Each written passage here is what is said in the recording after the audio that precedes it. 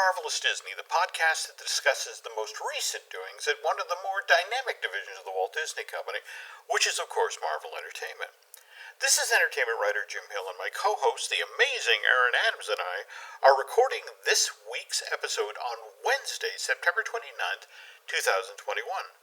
And look, folks, I know this is a Marvel show, but it's become something of a tradition here in Mud that whenever there's news about a Sandman-related project, Aaron gets to talk about it at the top of the show. Didn't we just this past Saturday get our first look at the new Netflix version of Neil Gaiman's beloved comic? We did, and it's weird that you phrase it like that we get a look at Neil Gaiman's beloved comic, because truly, Jim, truly, if you were to have Sandman issue 1, volume 1, page 1 open in front of you right now, you would be looking at the storyboards of what was published in video form very recently. The words match, the shots match, the image of Sandman laying down, curled up with his robes and his mask is directly from the printed page. It's so faithful. I could not be more excited. Well, it's interesting you say that, because Neil Gaiman himself, I guess, is part of Tudum. Is that what the Netflix global promotional event this past year was called? I think you got to give it the Tudum of the Netflix when you click on it, right? There we go. Actually, okay. You know what? No, hold on. I'm going to back you up there. I'm going to go Joel McHale. Probably about 5 years ago when he had a Netflix internet show for like a season or two, and he called it Babong. Every time he said Netflix, he'd follow it up with, today on Netflix, Babong. So, note to dumb. I know it's pronounced wrong, but every time we refer to this, I'm just going to call it Babong in that exact tone. So go ahead, Jim, and every time you do it, I'm going to throw a Babong in there. Instantaneously, if you made the noise, what we were talking about, but okay.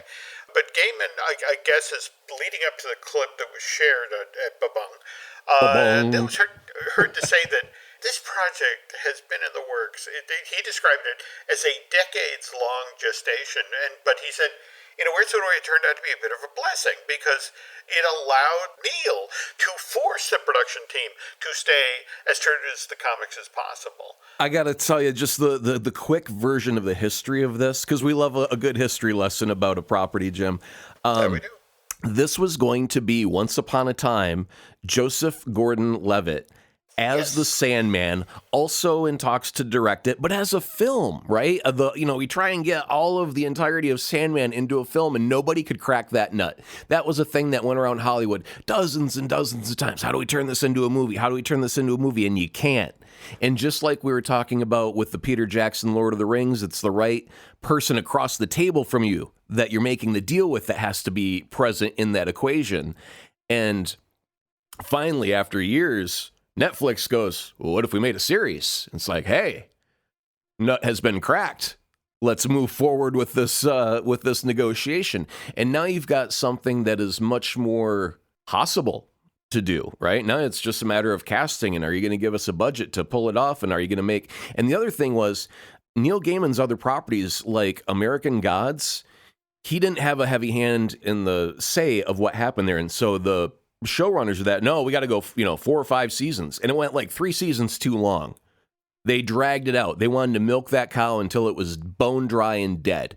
And that was the failure of American Gods. So when they ended up doing on Amazon Good Omens, Neil Gaiman was much more involved with it. He had much heavier say, and he went, no, we can't actually do it the right way and just stick to the story that I had originally written. So when Sandman came around and Neil had that success with Good Omens, he was like, hey, you want to do Sandman? I'm the author. I'm the voice. And they said, absolutely, sir. Seasons away, however many you need. They shook hands, and now we're going to find out what happens with season 1. And will it get a season 2 and 3 and 4 and 5? But right now we're off to a phenomenal start. I have to ask, because you obviously love this property, but how did you feel about the moving the time of it from, well, it was set originally in the late 1980s, right, to now present day? Well, I mean, portions of it, sure. And really the only difference that happens there is you have cell phones. And I think there was one deal a while ago when we were talking about a Robert Langdon adventure, Dan Brown and Ron Howard, we're discussing, you don't have to go to a library now. It's a boring scene. Just look it up on Google. You got a cell phone. Let's just get the information and move forward, right? We don't have to shoot the travel to the library, the grabbing of the book, the reading of the passage. Just Google it and move on. So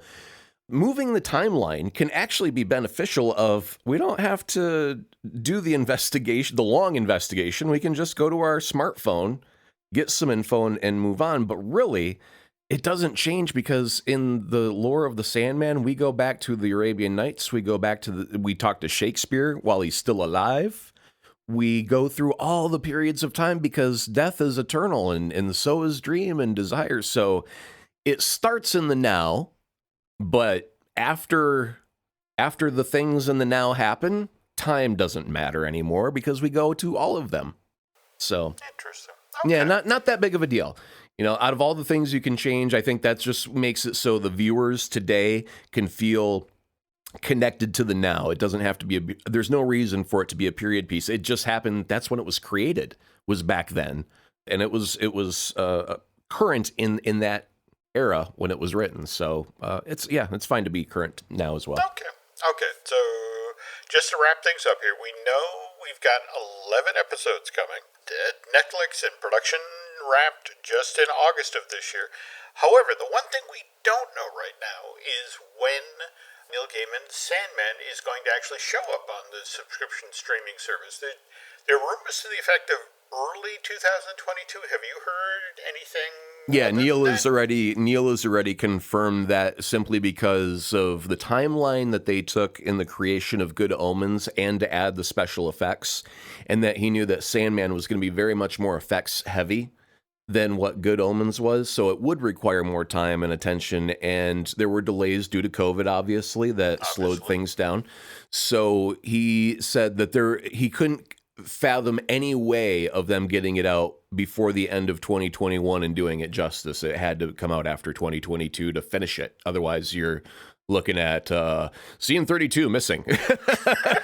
Right? So... Okay. Now, before we move on, I'm gonna just get a little bit more nerd juice on the buffet here. Another thing that I love dearly, and I'll just keep this brief, is that the Cowboy Bebop released their live action opening sequence with John Cho and the rest of the cast, and the music is still the same. Okay, 3, 2, 1, let's jam, and off it kicks, and it looks so much like the opening of the original anime version, just with some live action elements put in, and again, tickles me in a way that I cannot describe. I'm so eager for this as well, and that is coming the end of November of this year. So we do have something to kind of hold us over until the Sandman arrives to take us off to Dreamland. Cool. Again, big fan of John Cho. I mean, he did wonderful work earlier this year for Netflix with Wish Dragon. He voiced the title character. And before we close out here, I think also you've done enough plugs for how well Good Omens turned out that it's worth noting. You did see that they announced they're doing a second season of that, right? Yes, and to put anyone's mind at ease, a long time ago in a hotel room far away when Neil Gaiman and Terry Pratchett were sitting down at typewriters across the desk from one another, actually writing the original Good Omens, when they finished that original draft, they did hash out ideas and plots and stories for an eventual sequel. And obviously, Terry Pratchett had passed away shortly after the writing of those novels. And Neil, he still has those nuggets, those ideas that were kind of planted by Terry so long ago. And now he's going to use that. That's the fruit. The tree is going to bear fruit from those seeds that were planted in a hotel room decades ago.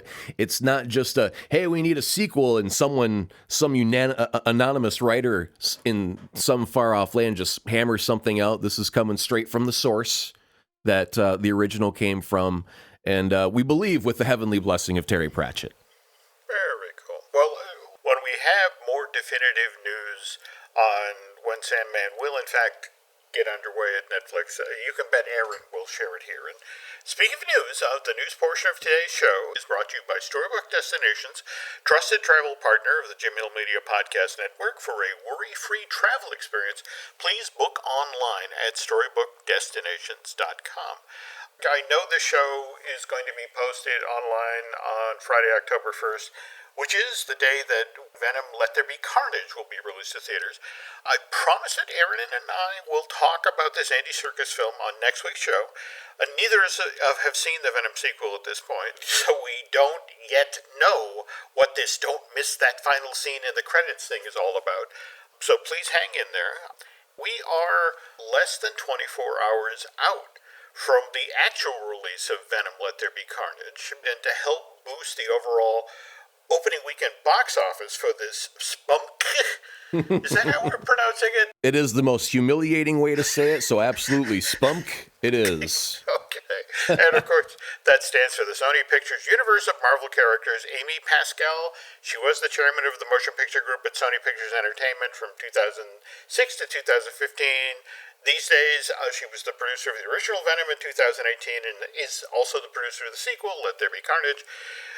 Pascal really wants Spunk to become a thing like MCU, and I just don't see it happen. You need a better anagram first. That's the good starting point. Usually, like in NASA, they try and spell something out that's kind of cool, like a rover, and it ends up being robotic, orbital vehicle, Earth-leaving robot. Again, because I ran out of R's. You know, but it's something. But spunk, it sounds like you stepped in something kind of sticky and you need to get a scraper to scrape off the bottom of your shoe some spunk. Right? Yes, I concur. Anyway, to help boost the opening weekend box office of the Venom sequel, Columbia Pictures is actually releasing Let There Be Carnage to theaters on Thursday night, September 30th. For example, the Regal Hooksett, that's a movie theater up here in New Hampshire, begins screening this Andy Serkis movie in the late afternoon tomorrow. I just checked, and there are still seats available for a 3D screening of the Venom sequel that begins at 4 o'clock in the afternoon on Thursday. And then the standard screening, so they start at 4:30, and then there's a 6:45, a 7:15, a 9:15. There's a reason they do these Thursday night preview screenings. That's what they call them in the industry, the preview screenings.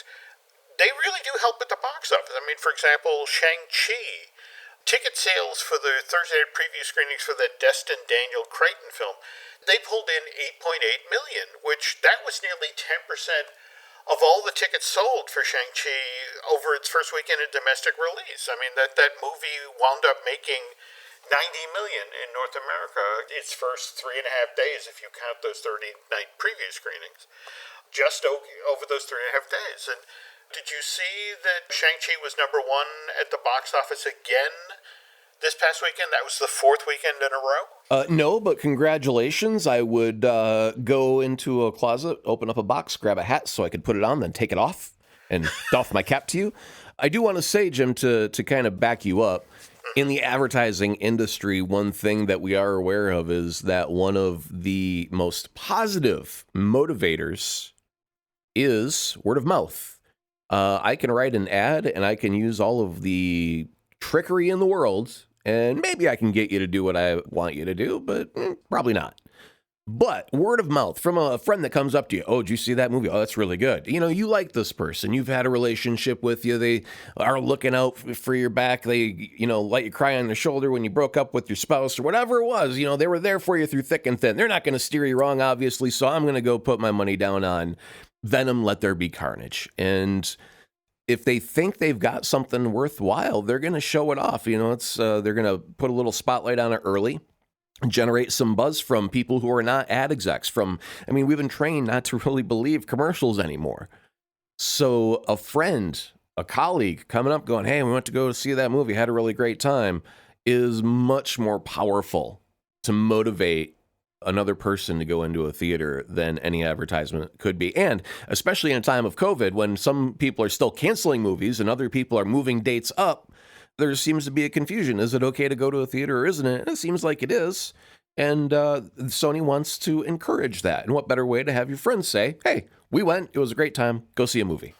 It's interesting you bring up COVID, because as of right now, Shang-Chi and the Legend of the Ten Rings is currently the highest grossing film since pre-COVID. And it's worth noting, if you check out that list, the number 2 for 2021 is Marvel's Black Widow. So kind of a 1-2 punch. But anyway, Shang-Chi's 4-week-long run at the top of the box office will end this coming weekend with the release of Venom Let There Be Carnage. But if you go over to Rotten Tomatoes, Let There Be Carnage doesn't have a freshness rating or an audience score yet.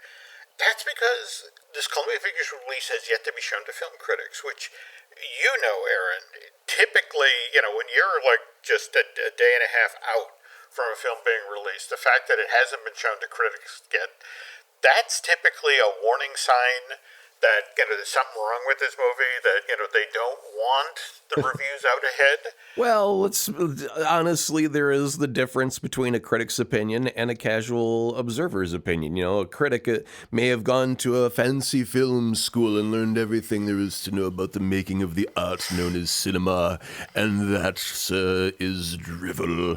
Whereas someone may have gone into a theater and chewed their popcorn and just smiled ear to ear. That was silly fun, guys. I like it when it went boom. Did you see it go boom, guys? I like the boom.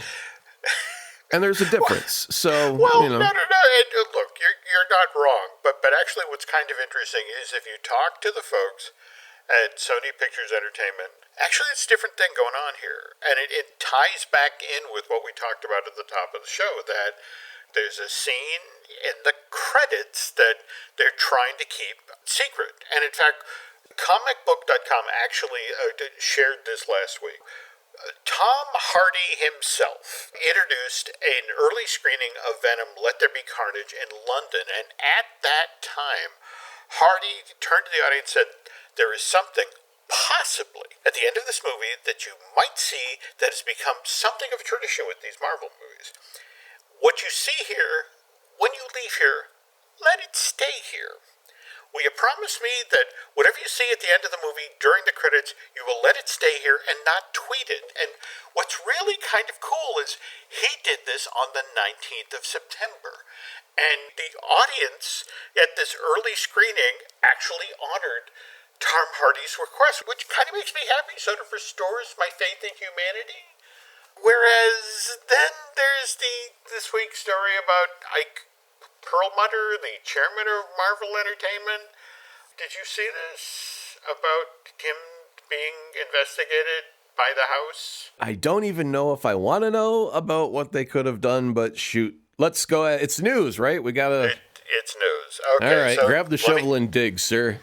Okay, just want to start off by saying Ike Perlmutter is 78 years old. He's already a billionaire. He's got more money that he could possibly spend with the time he has left on this planet. Hold on. Is there any chance that we could receive any of this money? Is there any chance at all? I mean, I think this is highly unlikely. But okay, sure. then go ahead with the story. Consequences be damned. Let the truth come out. But if there's seriously, if there's any chance of us getting money, can you make it a positive spin at the end? I would love to. But I don't see this happening. Okay, all right, go ahead. Truth come out.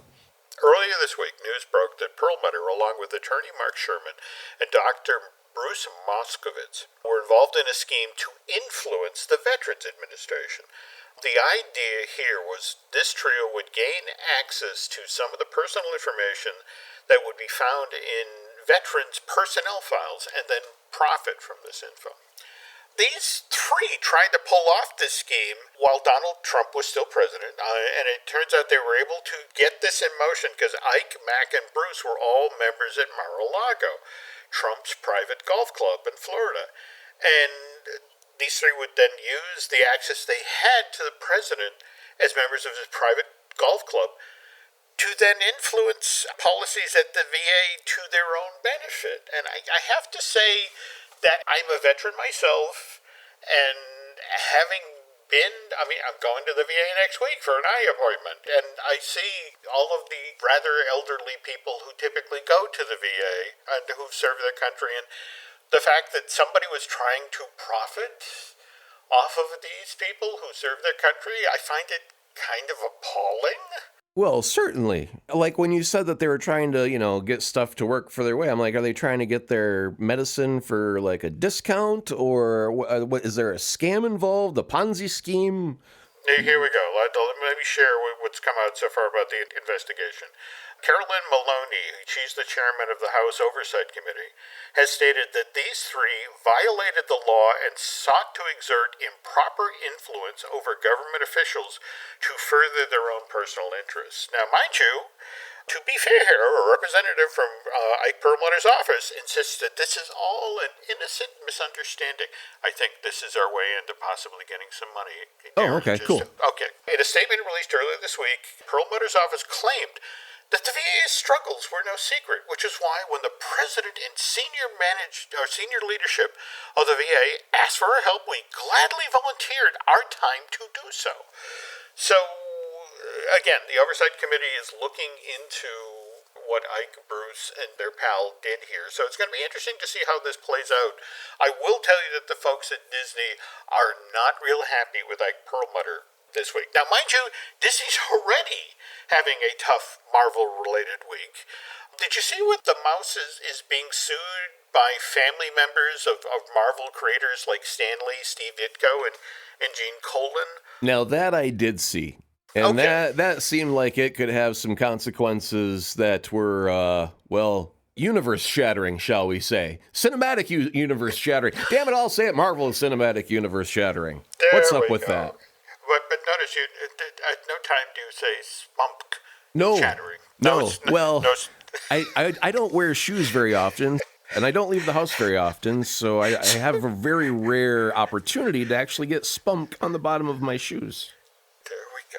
Okay, so to explain what's going on here, folks, these family members are filing notices of termination on Marvel characters like Spider-Man and Black Widow. Spider-Man, that character, which was created by Steve Ditko, though what's interesting is if you go over to Wikipedia, and they describe that Spider-Man as a character was writer-creator Stan Lee, artist-creator Steve Ditko. And they worked together for Spider-Man's first appearance in Marvel Comics, August of 1962. Spidey's first appearance was in Amazing Fantasy issue number 15. Now, the argument that the administrator of Steve Ditko's estate is now making that under copyright law, created in August of 1962, at some point the rights should return to the creator. So an author or his or her heirs can file a notice of termination that asking that the rights of the character then be returned to the original author after a set period of time. Now, Disney, on the other hand, is arguing that due to the Marvel method, how Stan would sort of talk out loud, and we want to do this with a character, we want to do that with a character, and what if he did this, what if he did that, and then he would send the artist off with some rough notes and that sort of thing, and Steve Ditko would come up with the Peter Parker, and that was the Marvel method, that Stan would come up with a rough idea for a new comic book character and then hand that idea off to one of Marvel's staff writers or artists to turn it into a finished work. Matter of fact, it was last week where I misquoted Neil Gaiman as the person who did that, where you just write something and hand it off to an artist and went, "Good luck, Chuckles, I'm off to have cocktails with the boys." That was Stan's story there. And yes, there were a few beverages involved. But, oh, sure. Okay, so realistically, from Disney's point of view, this isn't really an artist-creator situation, but rather a work-for-hire situation. The Disney's attorneys are going to fight this Marvel notice of termination thing tooth and nail. Should Steve Ditko's heirs prevail, the rights to Spider-Man could revert to the Ditko family as early as June of 2023. Which means you get ready for Spider-Man 4 through 9 in the next 7 months, because they're going to be shooting them suckers back to back to back to back to back to back to back. You know what I'm saying? It's me, Spider-Man goes to the bathroom. Toilet flush. And all right, roll credits. Next episode, Spider-Man has lunch. So, I mean, there's so many different things about this that I want to tear apart and look at specifically, and I think it would be better if we did it over time. I totally agree. And what also colors this issue is that you got to remember when it comes to issues related to copyright, Disney is the company behind the Sonny Bono Law, aka the Copyright Term Extension Act of 1998, aka the Mickey Mouse Protection Act.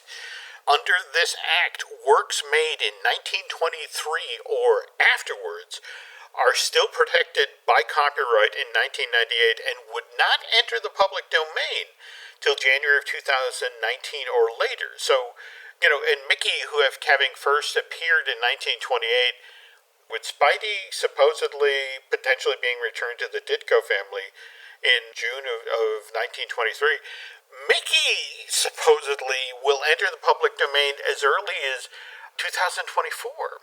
Given that retaining control of both Marvel and Mickey are crucial to the Walt Disney Company's future, we should expect the Disney's attorneys to spend a lot of time in court over the next 2 years. Oh, no, I'm sure that Disney's got other movies since Steamboat Willie that they can turn into CGI, almost live-action ripoffs of something they've previously done before. That should keep them going out for about another 40 or 50 years before they need an original thought or idea.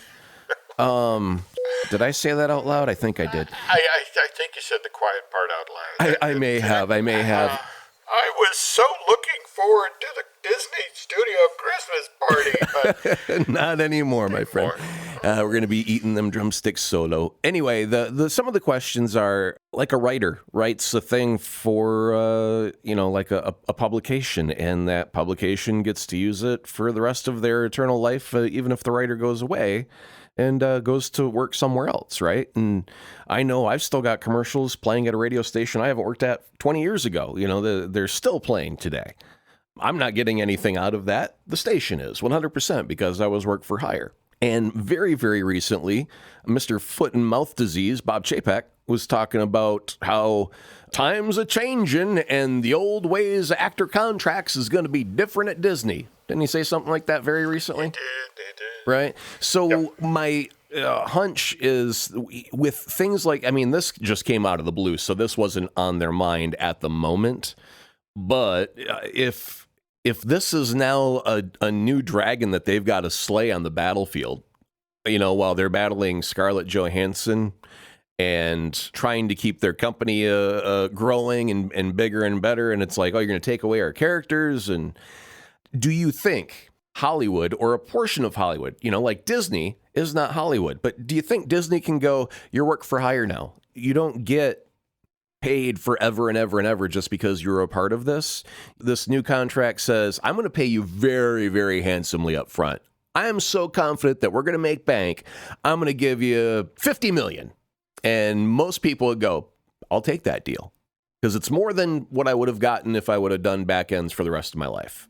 Do you think they're going to try and change the formula of how movies are made? And if they do, is that going to start a whole bunch of dominoes tipping until the whole thing collapses into a different industry? Did we talk on the last show about the Lady and the Tramp thing with Peggy Lee? I don't think so. Okay.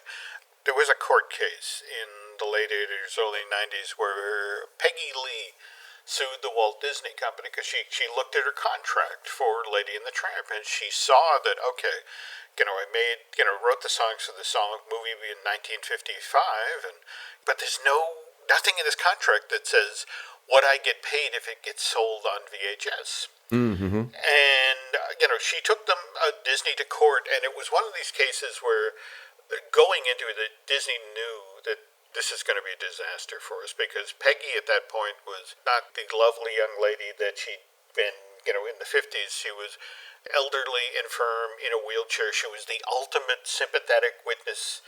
And Disney had to pay her a very large chunk of change because there was nothing in the contract that said anything about VHS. So what was interesting is on the heels of that, now if you sign on to do a voice for a Disney film, there is language in your contract to the effect of VHS, CD, Blu-ray, and technologies yet to be invented. So, yes, they have done this sort of thing previously. The Jack Kirby estate did something very similar about 3 or 4 years ago. And just as it was ramping up, and in fact they were getting ready to take it to the Supreme Court and what was of the United States. And what was very interesting is that Ruth Bader Ginsburg was very interested in this case, wanted to definitely weigh in on it, and then suddenly they settled. I have a feeling that they're just going to start writing some very immaculate contracts that just say that you're an employee, and if you build something, if you draw something, if you write a piece of music, it's mine, not yours. You can't touch it ever again. You can't say, that was mine because you were an employee of Disney, and that's ours. Like if we claim ownership over you of some sort because we're employing you, that's our money. That's Disney money that is creating that music. Not you.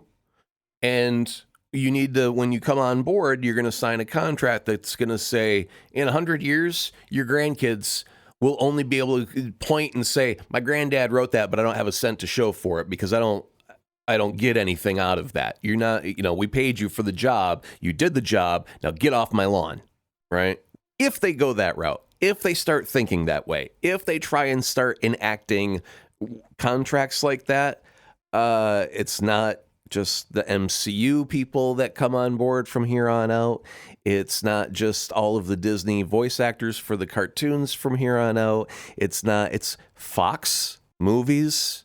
It's a good chunk of the entertainment industry that changes under the umbrella of one company. And as soon as they do that, someone like their neighbor, like Sony, who makes movies with them, goes, oh yeah, we're going to do that too. Oh yeah, we can't control it. It's the way Disney is, and if we're going to work with them, well, we gotta screw you too.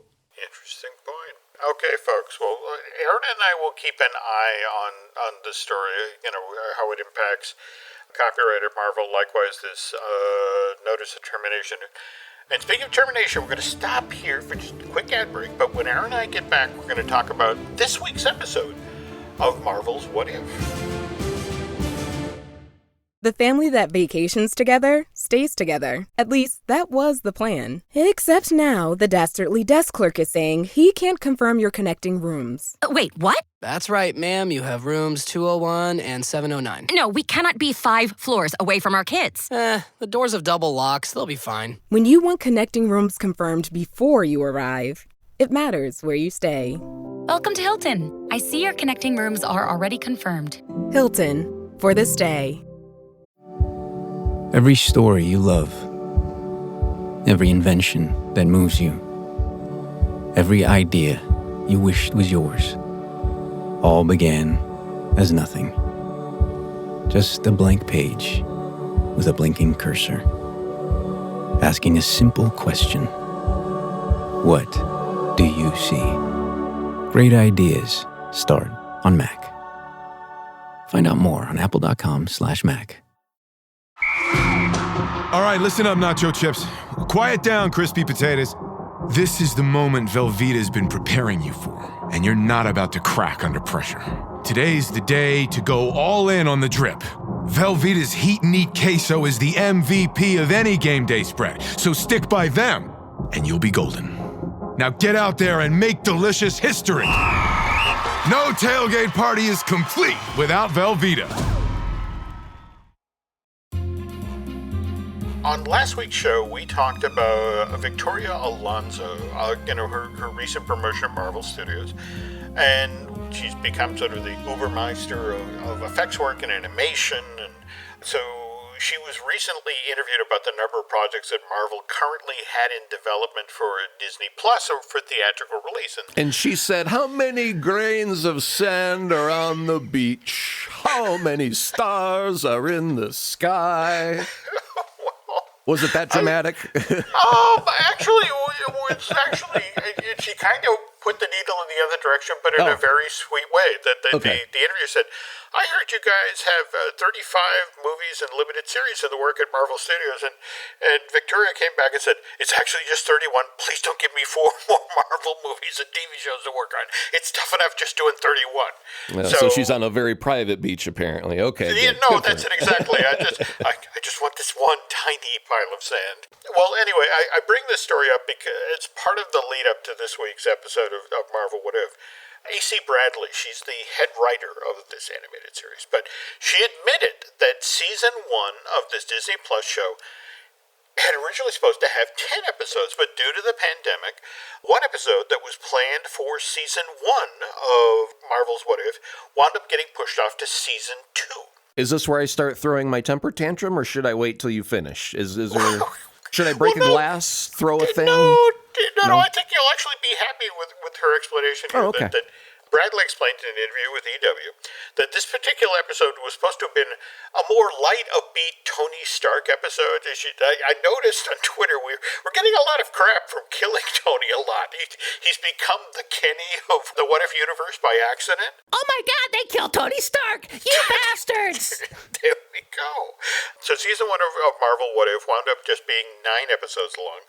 But on the other hand, kind of cool to know we are definitely getting a season 2 of this great animated series. So let's just start with What If Ultron 1. Well, first of all, it did confirm what has previously been teased and hinted at, that a number of the stories of the characters that we've seen to date in this animated series are now going to come together for the season 1 finale. Let's just stop and we gotta stop right there and talk about the genius of that one bold move all by itself. We thought this was an anthology show. We were told this wasn't connected to anything. It was what if a thing happened? But we were never expecting it to be connected, really. And then we thought, well, isn't it neat how they take story elements from movies that we know and love and, know by heart in many cases, and make these simple little twists to play with our expectations and toy with us like that. And then in the Thor episode, when the Watcher basically says, and as all stories go, they lived happily ever after, what the? And then Ultron appears, and then it leaves on a cliffhanger, and this is the first time we go, hey, wait a minute, is this the first time that 2 episodes are going to connect? And now the idea that the characters from all of these episodes could come together, like there's going to be this cohesive thread. Damn you, Marvel, with your elegant tapestry works. Another thread that ties them all together, that makes a unique, cohesive, brilliant story. And the way that this fight happens between Ultron and the Watcher, where he's punching him through one dimension to another, to another. That moment was amazing. I had no expectations, Jim. I used to read the What If comics. I saw that they were going to do the comic or the animated series, and I thought, well, that'll be neat. Well, that'll be just fine. And then I saw the animation and I went, well, this is the best animation I've ever seen Marvel do. Congratulations to them. And you've been lauding the fact that they've been able to get all the actors who've been on contract for the last 10 years, that they keep coming back to voice, all these characters. And it just keeps building on its awesomeness. And then we get this culmination of, we're going to get a whole new, maybe Avengers of Peggy, maybe, and Steve in a suit made of iron that a different Stark made, battling an Ultron from a different dimension.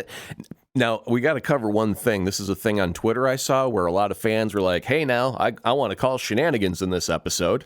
Okay. It's the part where, I'm going to say Vision, but it's inaccurate. It's the part where Thanos comes out and Vision looks at him and just cuts him in half. And then takes the gauntlet and takes the stones and moves on with the story. And a lot of people are like, if that's the case, why the hell didn't Vision do that during Endgame? And there is a reason for it. And there was someone on Twitter that had a very logical, well-thought explanation. In Age of Ultron, when Vision is created, he says, I don't understand this thing in my forehead. I don't know what it is. I don't know how it works or what it does. Find it rather confusing. Yes, they show him use it as a power, and he does some cool things in the movie, which is great. And then, again, in Captain America Civil War, he uses his little head jewel to slice a tower off at the airport to block the entrance to the hangar during the big fight scene. So we know that he has that ability and that power, but when we see him talking to Wanda, making paprikash for her, he still confirms, I still don't understand this thing that's in my forehead or quite what I'm meant to do with it. So at the end of Infinity War, when Thanos comes out, that's Vision, who's still an uncertain character. In What If, that is Ultron in a Vision body. Remember, the title is What If Ultron Won, and that means in Age of Ultron, the Vision suit is fulfilled and Ultron's personality is put in there. So we're not really looking at Vision. We're looking at an Ultron who has all the menace and knowledge in the world. And he's more willing to just go cut a person in half, steal their stuff, move on with world, actually, universal domination. The fact that he went from planet to planet, even killed Ego, an entire planet creature. Amazing stuff. You just sit there with your jaw dropping further and further to the floor like, oh my God, I can't believe he's actually doing it. He's doing the thing that Thanos did, but personally, face to face. Jeepers creepers, what a nightmare. Oh, wow. If we're going to talk about individual moments, there's two that particularly I enjoyed. Like when Captain Marvel arrived on the scene and it's like, hey, Skynet, I've seen this movie. I mean, it was a great dialogue exchange and I really enjoyed that. But the scene at the Siberian base where we suddenly get the inversion of the battle between Black Widow and Hawkeye over who's going to sacrifice themselves. Yep. And got that image again, and it was one of these things where it's like, oh no. I mean, I love the funhouse mirror quality of this show, but at the same time, something else I think, because you've talked about this, you talked about how much you've enjoyed the art direction of the show. How, for example, I remember you talking about how when you see the Watcher's face and his eye is a far-off galaxy, and you just get that outline and that shape. And this is, again, from Macy Bradley's interview with EW, that if you've been paying close attention to each episode of the first season of Marvel's What If, you've noticed that with each new episode, we show more and more of the Watcher's visual appearance as we move forward in the season. That initially, this character just blended in the background, but over time, as season 1 progressed, the Watcher went from being distant and watching these multiverses from afar to becoming, emotionally invested. In fact, you were talking about the tail end of the Party Thor episode where, the true love triumphs, or they lived happily ever after. And the Watcher has begun to live through the heroes he's watching. He knows he's not supposed to be emotionally invested, but as he suffers through their triumphs and the tragedies, the Watcher has become more and more part of the world. And so we've seen more of him physically as we move through each episode. So by the time we got to episode 8, and in order to save the multiverse from Ultron, he had to break his oath. He had to recruit the help of the heroes that he's previously watched from a distance. And that's the payoff we're about to get. That again, A.C. Bradley from EW. As we battle toward the finale, we will get to see some of our favorite heroes from season 1 again. And the Watcher learns a few important lessons about what it means to be a hero and comes to a realization about how much these stories, how much these worlds have meant to him. I want to say, Jim, that if you love the funhouse mirror aspect of things, imagine this, if you will. You are the Watcher, the true Watcher, who cannot interact with what's on your screen. You can only watch the events unfold. And we've watched the MCU. We've seen one entire universe unfold over the course of many, many years, just like the Watcher did, sitting on the moon, watching the events of one reality. And now we're catching the glimpses of other realities, just like the Watcher would. And we've kind of got this oath that we really can't interact. We can hope for our characters. We can wish them well, but I can't reach through the screen and pick up Mjolnir and hand it to Cap and say, go get him, boy. I just have to hope that he has the strength and the ability to pick it up himself. That's one of the things that I love about this character is the Watcher is us. And I think you have said on previous shows what an amazing job Jeffrey Wright has done with the voice of this character, and particularly with episode 8, he stepped into the spotlight and really made us care about this. But and one of the point I think you said it really well here, that if you think about episode 7 was the first time we teed up a story continuing, but with episode 8, that scene with the dark version of Doctor Strange inside of. In fact, again, it's the blue infinity-like stone that we watched formed as his prisoner, or as his prison, as he was begging the Watcher to intervene and help. And what I loved about that scene inside the gem was Doctor Strange bore him no ill will. There wasn't a question of like, we're trapped in the same space and you're the guy who got me locked in here, and it's like... Yeah, but the genius of this as a story moment, as a science fiction nerd... Yeah. It's the only safe place in all of the realities. That's Yes, exactly. Doctor Strange destroyed his universe through his actions and got locked into a gem, and now the Watcher finds himself in the only place that Ultron can't get to because it's a place that's been taken out of existence. And now they can go from there, formulate a plan, and go back into the game. And I just can't freaking wait. It's genius, Jim. I mean, there's so much about this that is just subtle touches of brilliance. No, absolutely. But which brings us back to Bradley. In fact, AC was joking that the title for the combined episode 8 and 9 of Marvel What If should be, what if writers stopped trying to piss off Twitter? I guess there's been a lot of discussion about how dark and grim this animated series has been, which from having read the original comics. I mean, that was kind of the whole thing with What If, wasn't it? I mean, just you got in a one shot these sometimes just so sad stories. Yeah, I mean, it was a way for a writer to express or scratch an itch that they just couldn't do inside of the normal continuity of a character. It's almost like a creative steam kettle. You gotta be able to vent the steam while you're under pressure, otherwise you're gonna explode. And if you're writing a thing and you just write and you write and you write, and then there's this one thing that goes, hey, wouldn't it be cool if that monkey will not get off your back until you excise that demon through writing it and making it a reality and birthing it into the world. And you go, now you're free of that forever. I got rid of it. Now I can get back to my job, which was writing the next 9 years of Spider-Man's life. Yeah, well, AC goes on to say that probably a better title for the combined episode 8 and 9 of season 1 of Marvel What If is What If the Watcher Met His Heroes? And again, to circle back to the very thing you were just saying about the darkness, Bradley went on to say, the most liberating part of What If has been writing things you'll never see in the movies, which includes killing off our heroes, ending the world, just going full out. I'm excited that people now get to see with these last 2 episodes that we weren't going into this animated series completely clueless, that there was a bit of a bigger plan.